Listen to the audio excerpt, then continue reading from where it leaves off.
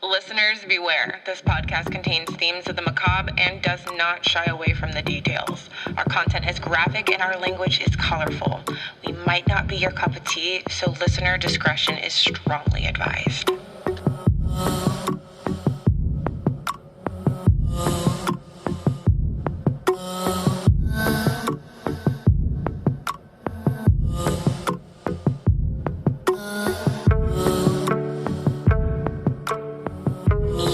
Tuned in to The Killer Tea, a podcast hosted by two best friends with a proclivity to decipher the deeply demented minds of murderers.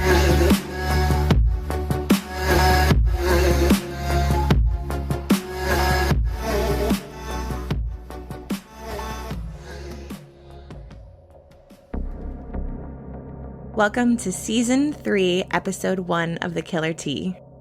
On today's episode, we will be discussing David Berkowitz, the son of Sam. We are your hosts, Chelsea and Christina. Hello! We're back! Did you miss us? We're finally back. We were gone for so long. I know we said we would be back in January, but things happen. You guys at least got the crossover episode with Shivers. Life got a little crazy. I know we've said that a couple times, but it literally got crazy. Clinically insane. We're here now. We have a bunch of content ready and raring to go. Chelsea and I are going to pump out 3 episodes tonight. So that means we're going to be on time. I have a few more weeks, a week maybe, until baby gets here. Chelsea and I are going to try our best to make sure we get tons of things pre-recorded. We'll see, but we'll definitely keep you posted when our next little Killer Tea crew member gets here. Yes. Damn it, I should have had a onesie made. You should have had a onesie made. Shit. Fail. There's still time. How inappropriate would it be to get a murder podcast onesie made for my newborn? I don't think any of our fans would judge you. We'll do it for the gram. I guess we should jump right into it. I mean, this is Son of Sam. Yeah, this is a biggin'. I didn't remember a whole lot about what he did. I just remember the infamy surrounding him. Oh, definitely. He terrorized New York. Yeah. This is a fun-filled season. We hope you're ready. David Berkowitz was actually born as Richard David Falco to Betty Broder on June 1st, 1953 in New York City. Betty Broder was married to a man named Tony Falco and had a daughter with him. But after the business that they were running together began failing, Falco abandoned her, but they never legally got divorced. Betty began having an affair with a married man named Joseph Kleinman. His wife supposedly knew about the affair and was okay with it. I think it's just funny. She's super upset that her husband left her for another woman, but then she becomes the other woman. Yeah. Interesting. She accidentally becomes pregnant with Richard. Whoopsies. And this massively upsets Joseph. He demanded that she give the baby up, and he wanted nothing to do with the baby. He didn't want David to even have his last name. No. So what she did is when she gave the baby up, she gave him the last name of Falco to cover up for Joseph. And after Betty gave him up for adoption, he was adopted by Nathan and Pearl Berkowitz, and they changed his name to David Richard Berkowitz. Pearl was totally stoked. She could not wait to be a mom. She was very excited about the adoption. But unfortunately, his adoptive father really was distant and even later would say that the adoption was a mistake. I think his mom tried to compensate for that, I don't want to call it neglect, but indifference.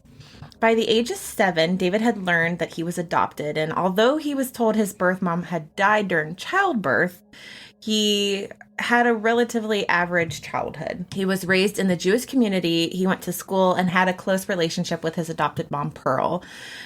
He was a little bit of a strong-willed child. Is that what we like to call them, Chelsea? Troubled child. And he got away with basically everything because Pearl doted on him, and maybe some of the adopted father's misgivings she was trying to make up for, and then knowing that he was adopted. I don't know. Whatever the reason, he was a spoiled brat and a little bit of an asshole. David had a fairly good childhood going for him despite all of this. He was a very intelligent child, but he struggled a lot at school. He was bullied by other children for his weight, but used this weight and his kind of larger presence to bully others as a way of coping. He actually had his IQ tested when he was about 7 years old, and he scored 118, which is a fairly high IQ. A high score. At the age of 8, the first kind of traumatic thing happens for him, and he actually witnesses a local little girl get hit by a car and die. And then again, at age 10, he witnessed a mother and her daughter get hit by another car. So that's traumatic. That's super traumatic. Definitely. By the age of 11, David began claiming that monsters were bothering him at night. He would often sleep with the light on or sleep in his parents' room, but he claimed that he was always bothered by monsters. He began committing petty larceny and starting fires. Oh, but it's worth mentioning that he himself got hit by a car right before this. That's right. There's no documentation of whether or not he had a concussion, but he did suffer a head injury. There's no references to TBI or anything, but bear in mind, in this era, that's not entirely common to document anyways or make a big deal out of, but it's worth mentioning that he gets hit by the car and suddenly after, he's interested in setting things on fire. Yes. So he began starting fires as a way to cope with how he's feeling. And he also killed his mom's parakeet and killed hundreds of bugs by setting them on fire. And then again, at 13, he witnesses a young boy fall from a bus and die. Every death that he sees is tragic. Yes. And violent. And his adoptive parents consulted at least one psychotherapist due to his misconduct. They didn't really diagnose him with anything. No. But again, child psychology in the 1950s isn't exactly groundbreaking. No. Kudos to his parents for at least trying. People didn't really do that. No. So that alludes to me that his behavior was probably fairly extreme at home. But like he said, child psychology in the 50s and 60s isn't what it is today, so I'm sure he really didn't get exactly what he needed from that. When he was 14 years old, his mother, Pearl, loses her battle with breast cancer and ends up passing away. Now, this is devastating for David because he was very, very close to Pearl. And Nathan and him don't exactly see eye to eye. He also watched her slowly over the period of 2 years pass away. And he was taking care of her at the same time. So again, another instance of death in his young life, and it's tragic. Yep. Nathan would go on to marry someone new a few years later, and they moved to Florida. But David really did not like his new stepmother, and they did not get along, and he decided to stay back in New York. His way out was to join the United States Army at the age of 17. So he was stationed at Fort Knox, and then he signed with an infantry division in South Korea. Not really sure how he avoided the whole Vietnam War. I know the Korean conflict was right about that time too, because that's the same war that my grandfather served in. But he does well, as we have witnessed serial killers doing in the military. I'm going to fall back on that. It's the structure that works well for them. One day we'll have to go back through and tally all of the serial killers who were in the military. In their story, you hear they did really well in the military. I really do think it's the structure and the strict, things that go on. But he ends up being a great shot. Maybe not so much with his little ding-a-ling, because homeboy ends up contracting an STD from a prostitute that he had sex with. Yeah, his first sexual experience was with a prostitute that gave him a venereal disease. Oh, fun times. Yeah. Around this time, he decides, not so much on the whole Jewish thing. I'm gonna dabble in Christianity as well. Don't think the STD and those two things are related, but, No. stranger things have happened. He ends up receiving an honorable discharge in June of 1974 from the Army and decides to start hunting down information on his birth mother. Now remember, he thinks that she's dead. So he's just looking for any information that he can find on her. And he begins working with a company that helped adopted children find their birth parents. And through this company, he discovers that Betty was still alive. And he creates a whole fantasy scenario in his head where they're going to be... It's going to be this magical reunion. And it's going to be some story about how she just had to give him up and that she's been searching for him all along. And it's going to be this magical reunion. So this is what he is creating in his mind of what this is going to be like.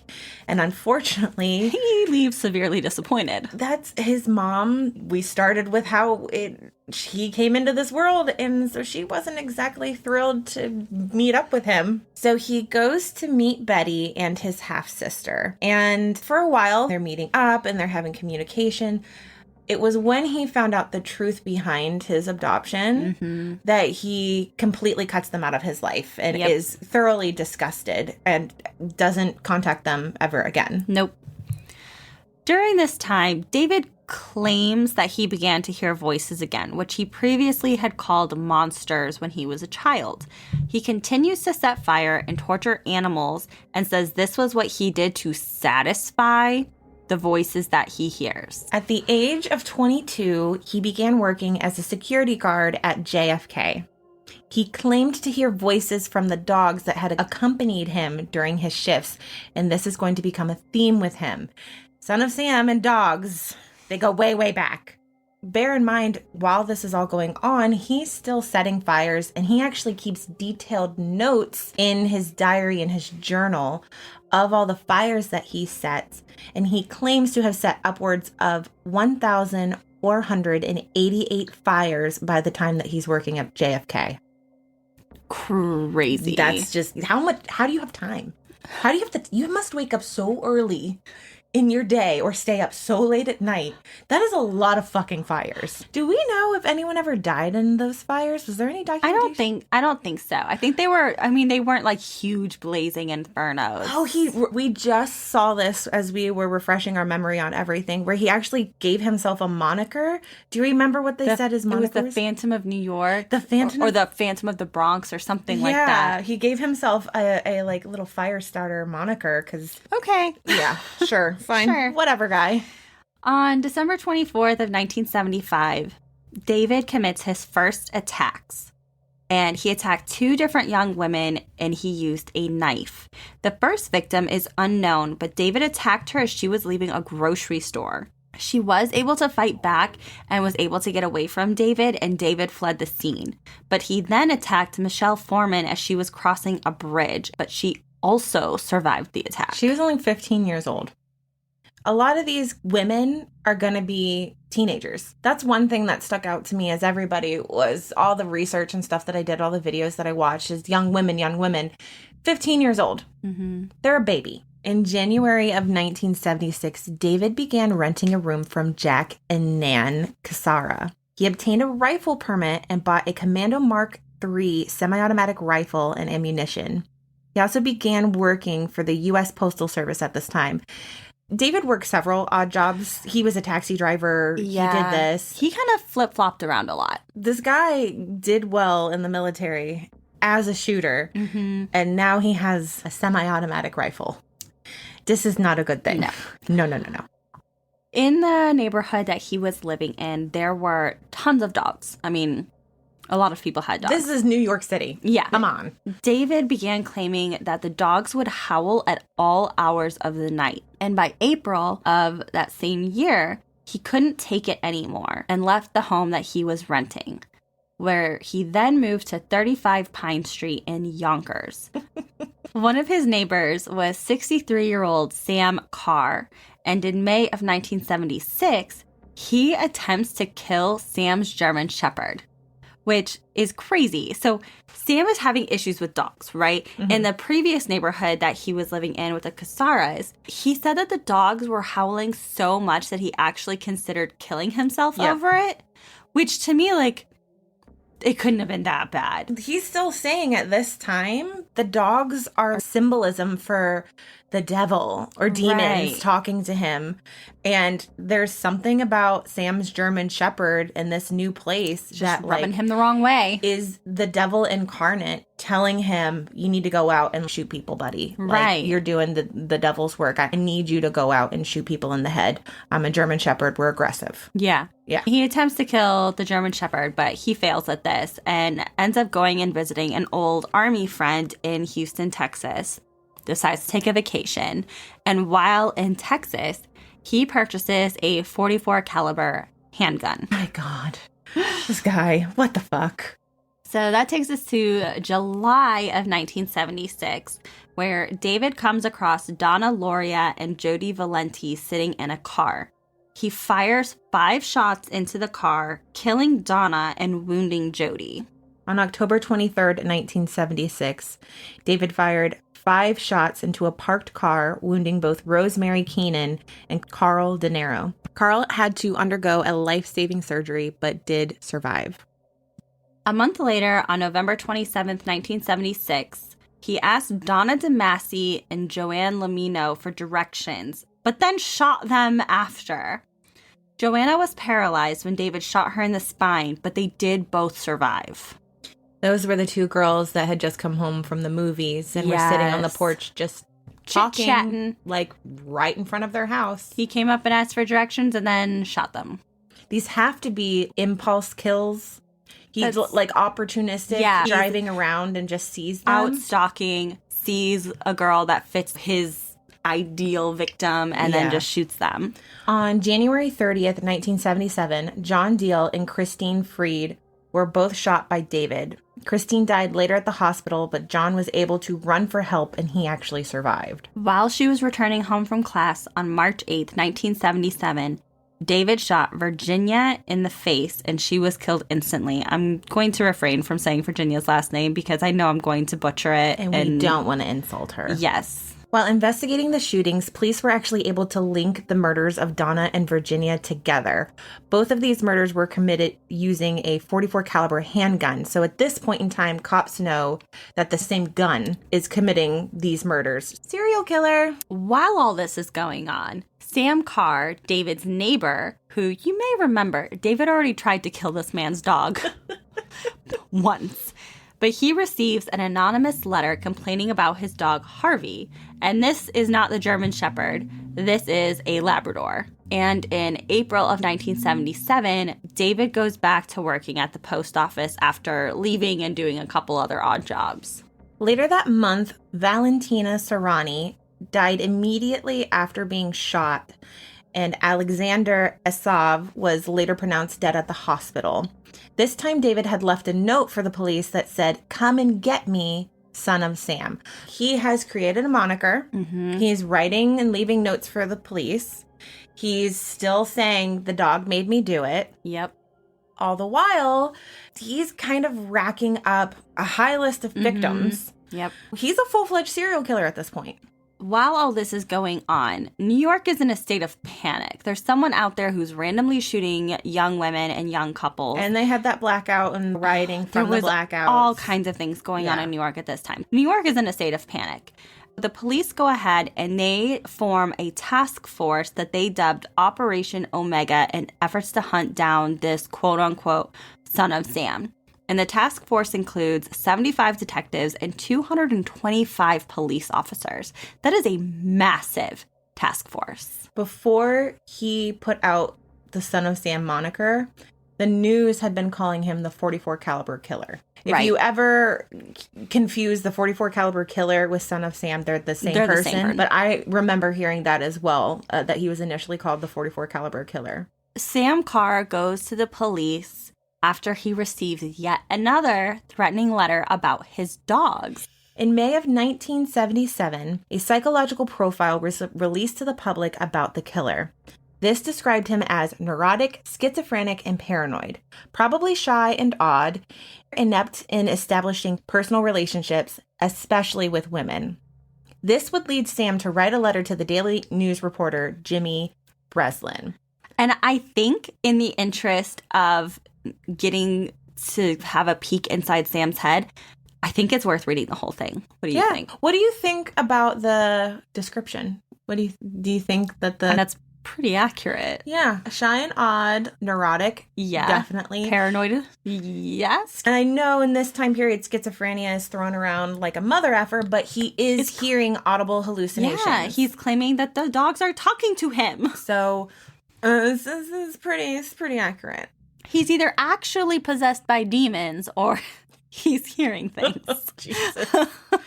All right. We're going to read this letter from David Berkowitz. This is verbatim, a straight quote from the Daily News. It's bizarre. Yep. It's bizarre. How else can I say that? So, hello from the gutters of NYC, which are filled with dog manure, vomit, stale wine, urine, and blood. Hello from the sewers of NYC, which swallow up these delicacies when they are washed away by the sweeper trucks. Hello from the cracks in the sidewalks of NYC, and from the ants that dwell in these cracks and feed in the dried blood of the dead that has settled into the cracks. JB. I'm just dropping you a line to let you know that I appreciate your interest in those recent and horrendous .44 caliber killings. I also want to tell you that I read your column daily, and I find it quite informative. Tell me, Jim, what will you have for July 29th? You can forget about me if you like, because I don't care for publicity. However, you must not forget that Donna Loria, and you cannot let the people forget her either. She was a very, very sweet girl, but Sam's a thirsty lad, and he won't let me stop killing unless he gets his fill of blood. Mr. Breslin, sir, don't think that because you haven't heard from me for a while that I went to sleep. No, rather I am still here. Like a spirit roaming the night, thirsty, hungry, seldom stopping to rest, anxious to please Sam. I love my work. Now the void has been filled. Perhaps we shall meet face to face someday, or perhaps I will be blown away by cops with smoking 38s. Whatever. If I shall be fortunate enough to meet you, I will tell you all about Sam if you like, and I will introduce you to him. His name is Sam the Terrible. Not knowing what the future holds, I shall say farewell, and I will see you at the next job. Or should I say, you will see my handiwork at the next job. Remember Miss Loria. Thank you. In their blood and from the gutter, Sam's creation, 44. Here are some names to help you along. Forward them to the inspector for use by NCIC. The Duke of Death, the Wicked King Wicker, the 22 Disciples of Hell, John Wheaties, rapist and suffocator of young girls. P.S. Please inform all the detectives working the slaying to remain. P.S. J.B. Please inform all the detectives working the case that I wish them the best of luck. Keep 'em digging, drive on, think positive, get off your butts, knock on coffins, etc. Upon my capture, I promise to buy all the guys working the case a new pair of shoes if I can get up the money, son of Sam. What the fuck? First of all, Rambling. Psychotic rambling. but he writes so well. He's writing like poetry. Yes! That's why when I was reading it, I was trying to read it with... Inflection. Yeah, because hello from the blah, blah, blah. Hello from the blah, blah, blah. Yes. Like, it's a sonnet or something. He thinks so highly of himself. Oh, he 100% does. And you can tell that in the writing. Mm-hmm. And I'm not even somebody that is well versed in that sort of thing, but I can hear it. This is arrogant. Mm-hmm. And then to sit there and say that I'm not in it for the publicity. You wrote this long ass fucking letter. This isn't even your first letter to the police. and to then the public. he's coming up with these names. Mm-hmm. The Duke of Death, the Wicked King Wicker, the 22 Disciples of Hell, John Wheaties, rapist and suffocator of young girls. What? He's hoping that he's going to see this on the news. Oh, And for sure. or maybe he was wanting a better moniker, or I don't know. And then I'll introduce you to Sam. What did he call Sam? Sam the Terrible. This man is sick. All around, he's sick. But I really struggle when they're intelligent and they're very literate and they're very cohesive with their language. Yeah. Now, obviously, this is crazy fucking ranting, but it's just, I just want to punch him in the face. At this point, he's already harassing his neighbor Sam Carr, which Sam's dogs are the ones that are supposedly, quote unquote, telling him to do these horrendous things. He also begins sending letters to his downstairs neighbor, Craig Glassman, threatening that he is the killer, but is doing the killings at Craig's command. Craig begins receiving pretty regular threatening letters going forward. So he's now sending letters to the newspaper. He's been sending letters to his landlord, Sam not Carr. Inconspicuous. In the end, how he gets caught, he didn't get caught that way. I'm sure this would have put the police on his coattails. After a relatively short period of time. David would go on to shoot 2 more victims, Judy and Salvatore, but both would survive their encounters. He then quits his job at the post office again and has a warrant put out for his arrest for an unpaid traffic ticket. Stacy Moskowitz and Robert Violante were shot. Stacy doesn't make it, and Robert was blinded by the shooting. The bullet passed almost through his temples behind his eyes, and he has life-saving surgery that does save him. But he loses 90% of his vision. Yes, he loses his vision. The Cassara family, which, if you will remember, was David's first landlords, that's who he lived with, report to the police that they believe that David Berkowitz is the killer, but the police don't take them seriously. A family has reached out and has been like, hey, we think he used to be a tenant. Maybe you should look at him. You'd think that would be a lead that they would follow up. He's had several tickets. He's been in trouble multiple times for his driving. And he's gotten tickets and he's refused to come to court, refused to pay them. So he's building up this minor rap sheet already on top of what he's already doing. So with the Stacy and Robert shooting, Stacy actually didn't want to go out that night. And they thought that her and Robert thought that she would be fine because she didn't have the right colored hair, because girls are actually dyeing their hair from dark brown and having long dark brown hair to dyeing it blonde and cutting it, because that's what his preference is, long dark hair. Even though she didn't really want to go out, they thought that they would be fine, and ultimately they weren't. Not that that's not on them. This not guy's at all. the fucking psychopath. But he does get a ticket that night, and that ticket is what nails him, because a witness sees a man the same night that couple is shot, sees a man pluck a ticket off of his car, get in his car, and drive off. And so she reports that to the police. And then the police, I think they narrowed it down to 200 and odd people had gotten tickets in that general vicinity. And what do you know? His name pops up. On August 8th of 1977, David does something incredibly fucking stupid. He takes a bag that has 20 .22 caliber bullets in it and sets it on fire on Greg Glassman's front door. This is his downstairs neighbor. This led detectives to track David down and arrest him. So they finally have figured it out. They've narrowed this ticket situation down, and then he goes and sets fire on his neighbor's front door. He handed himself in on a silver platter, essentially. They bring him in. They question him, and he's finally arraigned for 2 murders and 5 attempted murders. Later that month, 3 more murders and 1 more attempted murder were added to the list. David is assigned a psychiatrist and is ordered to undergo a psychological evaluation at Kings County Psychiatric Center. David was deemed to be insane, and a competency hearing was set for October of 1977. Now, during this hearing, Dr. Abrahamson had evaluated David and said, while the defendant shows paranoid traits, they do not interfere with his fitness to stand trial, therefore spurring his trial forward. They end up holding a second competency hearing, and David's IQ was tested and was found to be at 115. And he's diagnosed with psychopathic personality with malingering, not competent, paranoid, and hysterical traits. So he's not actually diagnosed with any sort of psychiatric disorder, but they are saying there's something wrong. It's so easy to say serial killers are fucking monsters. They're horrible. But it's not always so cut and dry. Yes, they are all of those things. But they tend to also be a slew of other things that create all this other dysfunction. So, yes, horrible, sick, disgusting bastard. Can't wait for him to die. Love that for him. But also, it's worth digging into the psychology behind him and what's going on and what's fueling this stuff. Because eventually, it just goes poof. magically gone.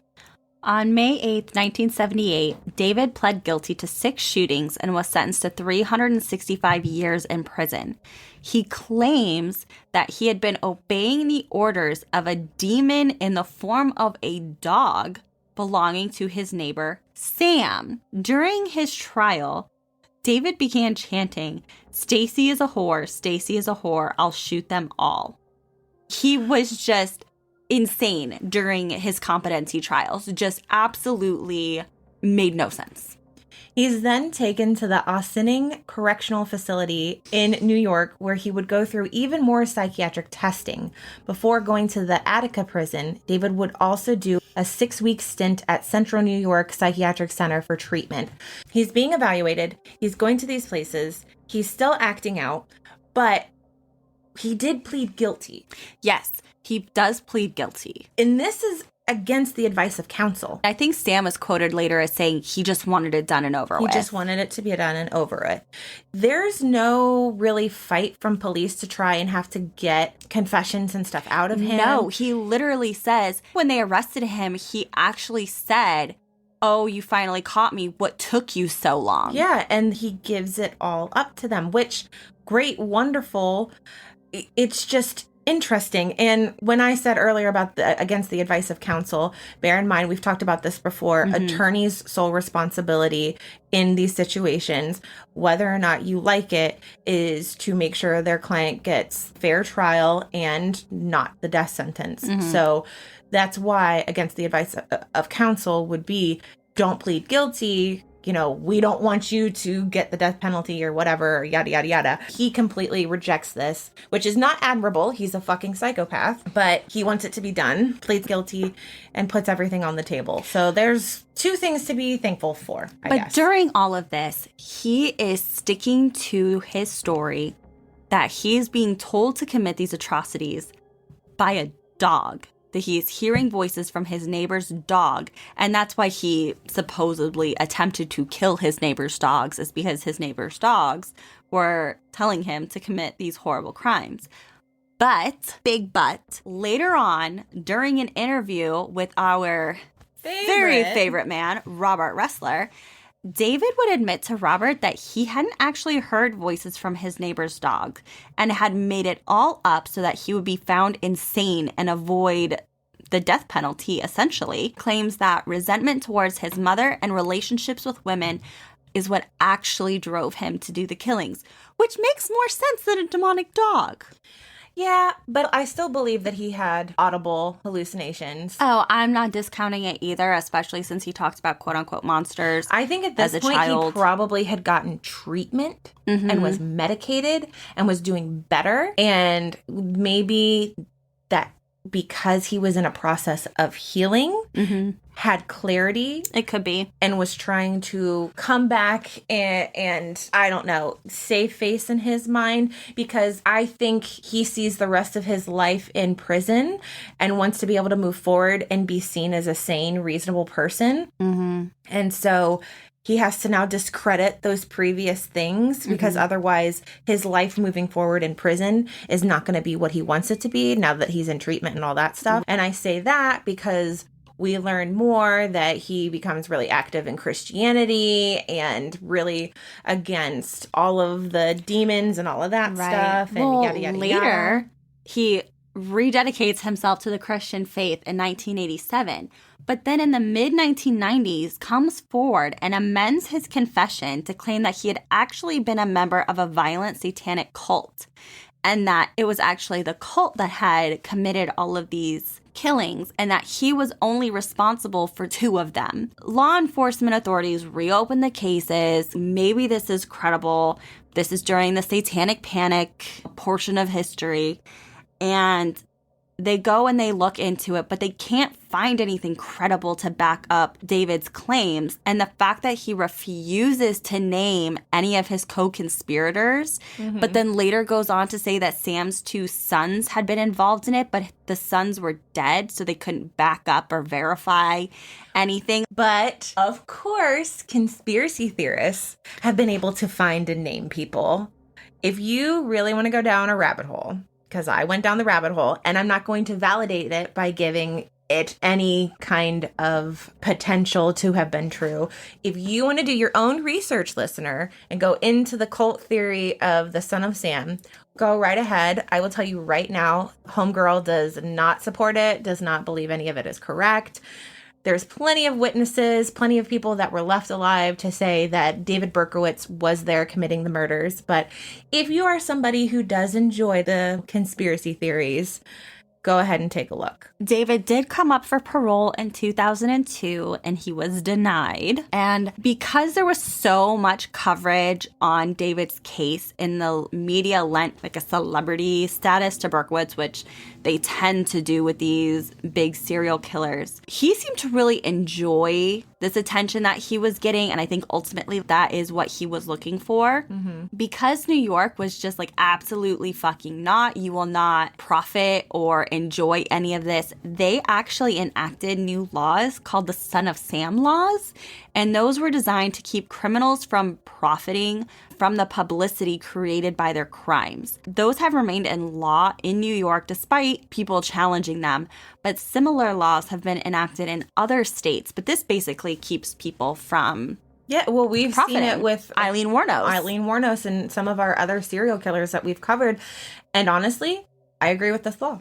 I do too. I don't think you should be able to profit. No, it's one of those things that you are not a victim in this. You do not get to profit from you being a horrible human being. And then not only that, but who's to say that if legislation like this wasn't actually passed, that someone wouldn't create a whole slew of serial killings in order to make lots of money? I fully believe that somebody out there totally would do it. You had John Wayne Gacy and fucking Charles Manson, all of those people who would do just about anything to make money while in prison, including selling horrible fucking paintings. Yeah. So that's David Berkowitz. He's still alive. He's still in prison. He is still giving interviews. Yes. You can see a lot of interviews with him that are very recent.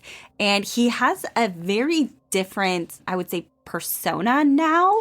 He's very unassuming. He reminds me of the minister. He's quiet, well-spoken, but when he does start getting into this stuff, he does talk about demons and all of that. He doesn't ever once come off as somebody who's off the hinges. No. Or even neurotic anymore. No, he seems, when you see his later interviews, he seems very normal. And he says, that's not me anymore. That is not who I am. I don't know who that person is. He said he can't stand to hear people use the moniker Son of Sam. And then he also recanted again in one of the interviews that we just watched that he didn't actually, hear the dogs, that it was demons. That he genuinely believes that the voices that he was hearing was demons. But in the dogs. Yeah, that's David Berkowitz. That's David Berkowitz. All right. Dahmer scale. We haven't done this in a hot minute. How do you feel about David? I feel like he's a 5 out of 10. Yeah. He obviously was sick in the head. Oh, of course. 100%. But he shot people, which is fucking awful. And he shot a lot of people. Mm-hmm. But he wasn't as grotesque and horrible as planning, others. like the conscientious choices of planning to brutally rape and murder women. That, to be fair, regardless, this was hating women. Once again, it's just another serial killer that can't get his dick up and he hates women. Mommy issues. And he fucking kills us because, Why not? Yeah, no, I agree. He's about a 5 out of 10 for me, too. This isn't definitely not the worst person that we have ever covered. The body count is terrible. The body count is terrible. I mean, anytime someone is a killer, it's horrible. Awful. And his victims deserve to have their names remembered above. I hope you die and rot in prison. But that's all she wrote. You want to do serial killer trivia again? It's been a long time. We're like out of our mojo. We got to get back into this. We didn't even... Palate cleanser. What the hell, Chelsea? Who are we anymore? I don't even know. Okay. What the fuck? Okay, ready? Palate cleanser. This is your palate cleanser. Okay.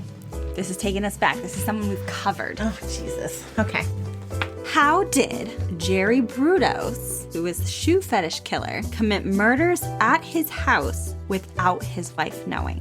Oh, the garage, right? She wasn't allowed in the garage. I have a weird story that the person that I rent my studio from, she was a very young, pretty girl, and this guy in Pennsylvania said, "Hey, I'm a photographer. I'd love to take your pictures. Come to my garage and do a photo shoot." And she's retelling this story to me, and I'm like, "Oh my God. Don't do that. Do it. And she said that was the most awkward and inappropriate. He was definitely a scoundrel. Yeah. And I was like, thank God you didn't die. Because I think at the time we had covered Jerry Brudos, and I was like telling her about him. And then John Wayne Gacy as well. Oh my God. But yeah. Okay, I got one. How did the happy face killer get his name?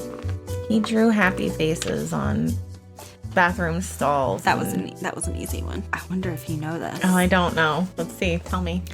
Actress Veronica Compton had romances with 2 serial killers. Who were they? I don't even know who the fuck that is. Does it say what she's been in? No, I have no idea. She was in the Mutilated Cutter. No clue. Okay, it was Kenneth Bianchi Oh God. and Douglas Clark. Did she like seek them out because they were serial killers, or that was just a weird coincidence? Compton was just 24 years old when she was arrested for allegedly trying to strangle a woman to make it look like the Hillside Strangler was still on the loose, which would have benefited Bianchi, who had been arrested for the murders. Compton interviewed Bianchi in jail and fell in love with him over their subsequent discussions of murder fantasies, and Bianchi saw an opportunity. Fuck? He smuggled her some of his semen in a plastic glove so she could plant it on a victim in a planned copycat Hillside Strangler attack. These people, they make me insane. Oh, she went to prison but was released in 2003, so that's fun. Well, good. It couldn't have happened to a better person. How dare you? How dare you? I can't stand fangirls like that. Okay, sorry, go on. Can you name the niece of the King of Poland, who is arguably the worst female serial killer in history? Elizabeth Bathory. Ding, ding, ding. Ding, ding, ding. The Lady Dracula. She was terrifying. She's one of the rare ones who most of the legends are true, if not fucking worse. Yeah, she definitely is one where history did not do her justice on how absolutely they wanted horrifying. to wipe her from the history books, from any recollection of her. She was a terrifying woman. Yes, definitely. All right, y'all. So we're back in action. That was our season 3, episode 1 premiere. Yes. And we're ready to kick this damn thing off. We're about to record 3 episodes back to back. So lots of murder happening around here for us. All right, you guys know the deal. Follow us on Instagram, on Facebook, on Twitter, at The Killer T. You can send us love mail or hate mail at thekillert@gmail.com. And am I forgetting one? We're also on YouTube if you want to listen there. Oh, yeah, YouTube. At The Killer T. Yep. I think that's it. Until next time. Bye. Join us in the next episode where we discuss David Brom, The child killer.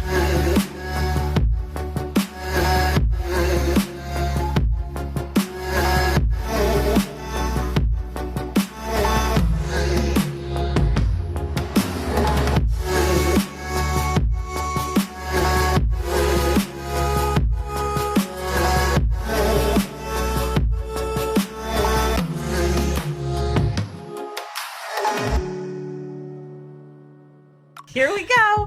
Fucking start the giggle dicking. Why don't you do it? Okay. Carl had to undergo a life-saving surgery, but did survive. That sounds too happy and chipper. All right. Bye. Bye. Wait, I didn't say until next time. I'm such an amateur. Get your shit together.